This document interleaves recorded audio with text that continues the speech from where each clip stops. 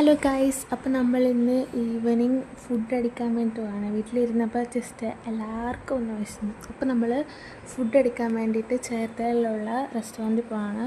Crabs and prawns എന്ന റെസ്റ്റോറൻറ്റിൽ പോയി നമ്മൾ ഫുഡ് അടിക്കാൻ പോകണം.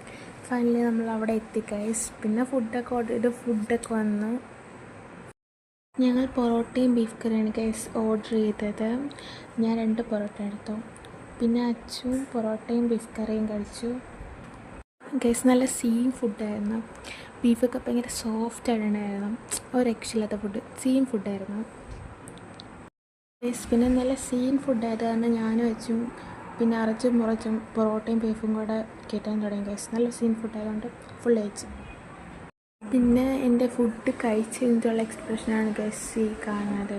നമ്മൾ വയററിയാണ്ട് കഴിച്ച് ഇങ്ങനെ ഇരിക്കുന്നതാണല്ലോ. ഒരു വിഴുങ്ങിയ പാമ്പിനെ പോലെ ഞാൻ അവിടെ ഇരിക്കുകയായിരുന്നു. പിന്നെ നമ്മൾ ഫുഡൊക്കെ കഴിച്ച് നേരെ